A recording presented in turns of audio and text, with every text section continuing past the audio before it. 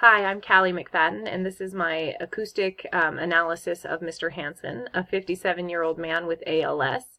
He had difficulty speaking about a year ago, and throughout the year his sound of his speech as well as his articulation has degenerated, and he's having issues swallowing. So here we're going to look at some values. This one shows you for sustained phonation. He did a sustained ah in our voice sample.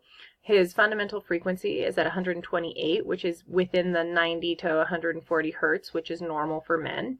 His jitter was less than 1% at 2.37, that's normal. His shimmer was slightly elevated at 5.86%, which indicates some breathiness in his voice. His NHR was 0.05, below normal levels, and his H&R was 13 decibels. This is a little diminished, which once again indicates there's some breathiness, some air escaping through his vocal folds. His maximum phonation time was 25 seconds, which is between the 20 and 25 second range. For connected speech, this sample was taken from his grandfather passage. His fundamental frequency was 131 hertz, well within normal levels. His pitch sigma was 3.18 semitones, which is in the normal range. Both of his NHR and H&R levels were normal at 0.05 and 16 decibels, and his conversational intensity at 81 decibels was right at the high end of normal levels. Next, we're going to look at some speech analysis. This is a Foreman analysis from his sustained ah. So we should see an F1 at 768 hertz, an F2 at 1300, and F3 at 2500. His levels are all right there. He's got an F1 at 735, F2 at 1320, and an F3 at 2839. And here's a picture of that on his spectrogram. You can see this looks very normal. Maybe there's a little extra voicing there. Next, we're going to look at nasalization. Here we have a sentence where he said, "Buy mommy a puppy." And throughout this entire sentence, you can see that nasal bar at the bottom, and you can see these antiformates.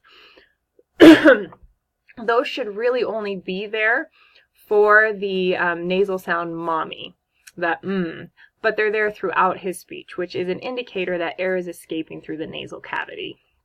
Next, we're going to look at his VOT, voice onset time. So for these stops, p, t, k, there should be a little bit of difference between when voicing happens and when the sound occurs. But there's not. We have a constant voicing throughout all of those, which indicates that air is once again either escaping through his vocal folds or through his nasal cavity. Lastly, we're going to look at frication. So this is for Susie saw Sally skip across the street. This was regular, and this was when he pinched his nose closed. So once again, we're going to look at his frication.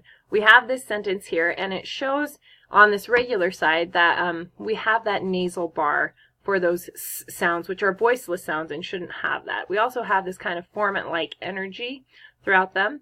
When he closed his nose and air couldn't resonate through the nasal cavity, you see that voice bar go away at the bottom. And you see this unorganized high-frequency energy for those sounds, which is how they should be said. So that's an indicator, once again, that air is escaping through his nasal cavity. The reason this might be is because the muscles of his velopharyngeal port are weak, and so they don't close fully, and that allows that air to escape throughout all of his speech. Another reason for those voicings might be his vocal folds aren't closing properly. The muscles are weak, they don't close, and so air is escaping throughout his speech at the vocal fold level as well. Next, we're going to look at his suprasegmentals. So here we're looking at pitch variability, intensity, stress, and rate. For pitch and intensity and stress, we don't see a lot of changes. It stays pretty level throughout his speech, and his rate is slowed. So here, you can see in this spectrogram, this is spontaneous conversation, and this is the grandfather passage. You can see that blue line, that pitch line, it's not really changing. It's not going up or down. It's pretty level. And then you can see this yellow line for that the intensity of his conversation, and it's very rhythmic. It's loud and then down, up and down for almost each word he says, which indicates he uses a lot of energy right at the beginning, and then it falls away quickly. So producing that sound takes a lot of pressure.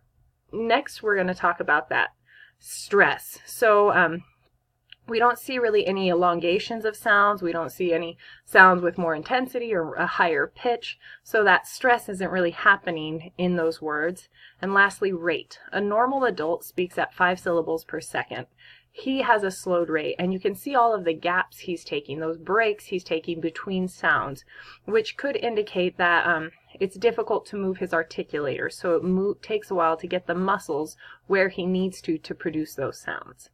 So this is my analysis of Mr. Hansen.